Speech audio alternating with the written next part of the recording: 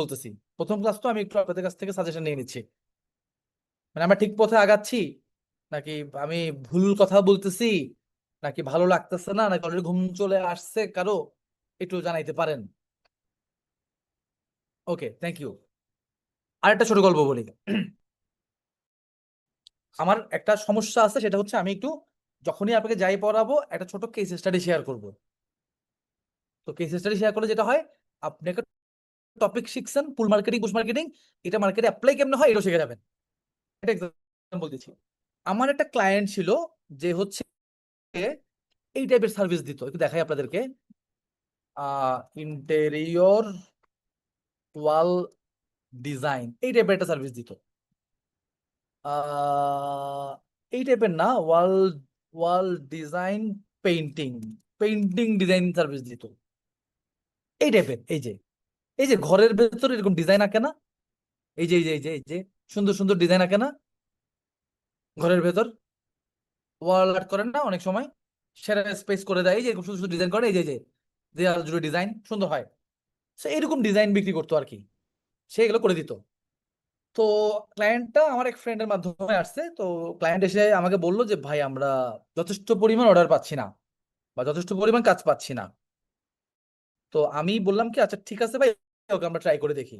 তো আমরা যেটা করলাম সেটা হচ্ছে, ক্লায়েন্টের দেখেন, আপনি যখন একটা মার্কেটিং ক্যাম্পেইন করবেন, আপনি ফেসবুক অ্যাড চালাবেন মানে কি, একটা মার্কেটিং ক্যাম্পেইন করবেন, yes or not? Facebook ad চালাবেন, একটা ক্যাম্পেইন প্ল্যান করবেন, ক্যাম্পেইন ডিজাইন করবেন, ক্যাম্পেইনটা নিয়ে কাজ করবেন। তো আমরা ওটা ক্যাম্পেইনটা নিয়ে আগে চিন্তা ভাবনা করলাম, চিন্তা ভাবনা করে দেখেন আমি একটা কেস শেয়ার করতেছি, এখান থেকে আপনি বুঝবেন আসলে ফেসবুকে কাজ করি কিভাবে। আমি প্রথমে একটা বায়ার পার্সোনা ফাইন্ড আউট করা শুরু করলাম। Buyer persona, what is buyer persona? Anyone?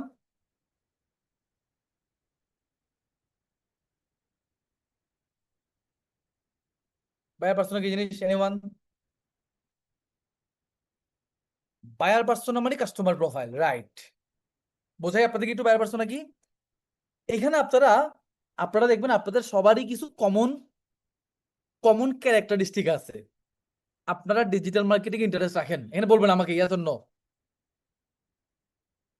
আপনারা ব্যবসা পাতিতে ইন্টারেস্ট রাখেন, আপনারা খালিদ ফারহানের ভিডিও দেখেন, আপনারা কেউ কেউ নাফিস সেলিমের ভিডিও দেখেন, কেউ কেউ আপওয়ার্কে কেমনে কাজ খুঁজে, আপওয়ার্কে কাজ কেমনে করে, ফাইবার কি, এগুলো লিখে সার্চ দেন। কেউ কেউ আছেন এস ইউ ডেড, আসলে কি ডেড এটা চ্যাট জিপিটিতে চ্যাট করেন।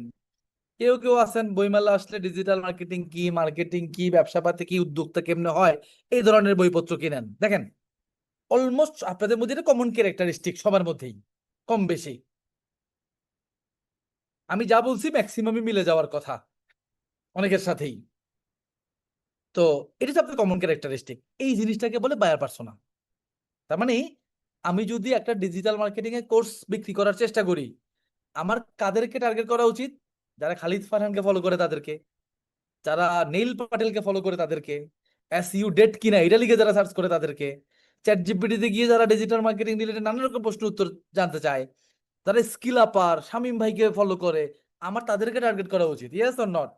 এটা কমন ক্যারেক্টারিস্টিক ভাই, তাই না? কেন আমি যদি একজন ডাক্তার, একজন ইঞ্জিনিয়ার, একজন নর্থ সাউথের স্টুডেন্ট এই সিএসসি তে পড়ে, আমি ওকে টার্গেট লাভ নাই। তার মানে আপনাকে একটা ডিজিটাল মার্কেটিং প্ল্যান করার আগে বুঝতে হবে কে আপনার প্রোডাক্ট পারচেজ করতে পারে, এই বুঝতে পারাটাকে বলে buyer persona, yes or not?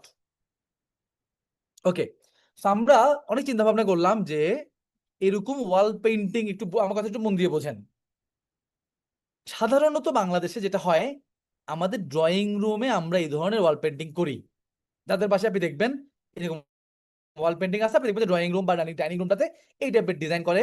কেউ কেউ বাচ্চাদের রুমে পিঙ্ক কালারের ডিজাইন করে, কেউ কেউ নিজেদের রুমে একটু মেঘ, আকাশের দিকে মেঘ বা একটু লতা পাতা পাখি ছোট ছোট এই ধরনের ডিজাইন ডিজাইন করে বাংলাদেশে। এবং এই ডিজাইন যে করে, এটা কার কথায় হয়, কার শখ বলেন তো?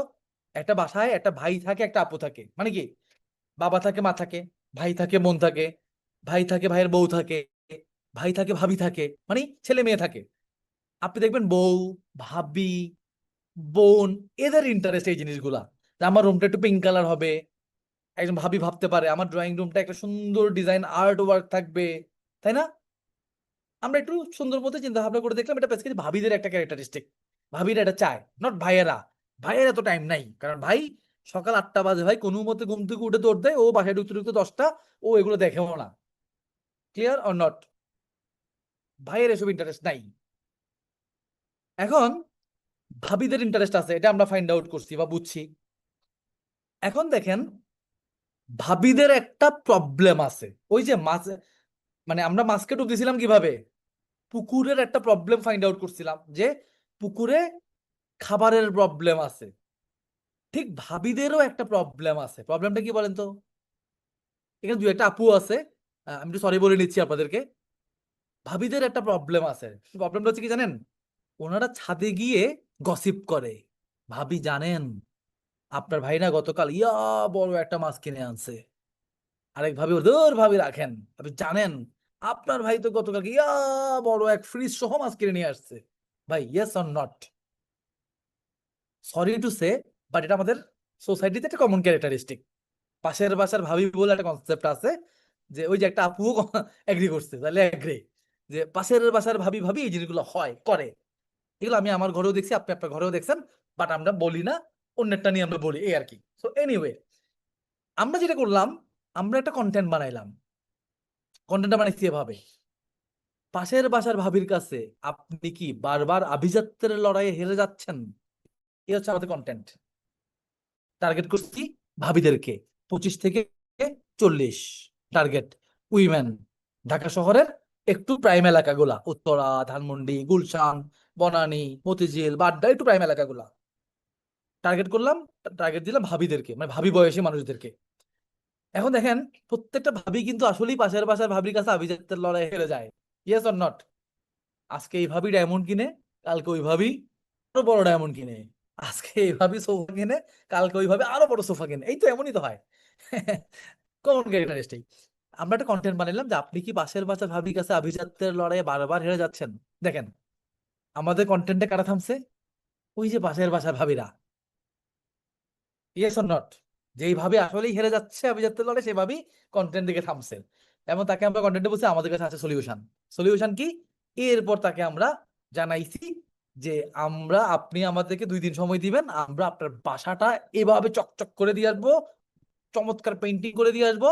আপনি 2 দিন পরে পাশের বাসার সব ভাবিদেরকে চায়ের দাওয়াত দিবেন। পাশের ভাবিরা আপনার বাসায় এসে তো মাথা ঘুরে যাবে সবার, ওয়াও ভাবি এত সুন্দর বাসা। ভাই ইয়েস অর নট? এভাবেই বুঝেছি আমরা, তাই না? মানে বলেন ইয়েস অর নট, এটাই তো ঘটে। বিশ্বাস করবেন না, আমাদের ওই ক্যাম্পেইন 3 দিনের মাথায় আমার ক্লায়েন্ট বলছে ভাই অ্যাড বন্ধ করে দেন, আমার আর কাজ নেওয়ার মানে আর সুযোগ নাই। মানে ওনার এই টিম, এটা তো একটা কাজ, বাসায় কি করে দিতে হয়, সময় লাগে, নেওয়ার মতো ওনার আর সুযোগ নাই। ওনার টিম পুরো বুক 3 দিনের মধ্যে। তাহলে বোঝেন আমরা 2 ভাবে অ্যাড চালাতে পারতাম। নাম্বার 1 হচ্ছে এরকম অনেকগুলো ডিজাইন দিয়ে বলতে পারতাম আপনার ঘরকে আরো সুন্দর করে ফেলুন। এটা আমরা করি নাই। করছি কি, আগে বোঝার চেষ্টা করছি টার্গেট কাস্টমার কে, দেন বোঝার চেষ্টা করছি ওই টার্গেট কাস্টমারের প্রবলেম কি, সলিউশন দিছি, বিক্রি হয়ে গেছে। তাহলে আমি শুরুতে যে বললাম শুধু বুস্ট করব, টার্গেট করব, সেল হবে, এটা হবে না। এবার বলে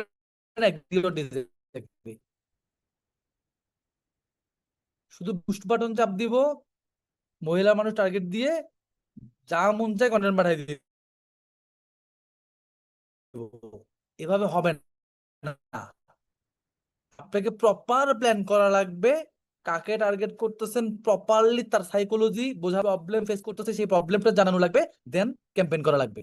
বস বুঝছি না বুঝি নাই এটা জানাবেন। ওকে, আশা করি বুঝছেন, কারণ আমি বাংলা ভাষায় খুব সাবলীল ভাষায় বুঝাইছি। না বুঝলে মানে আমার কথা যদি কেউ না Recording stopped.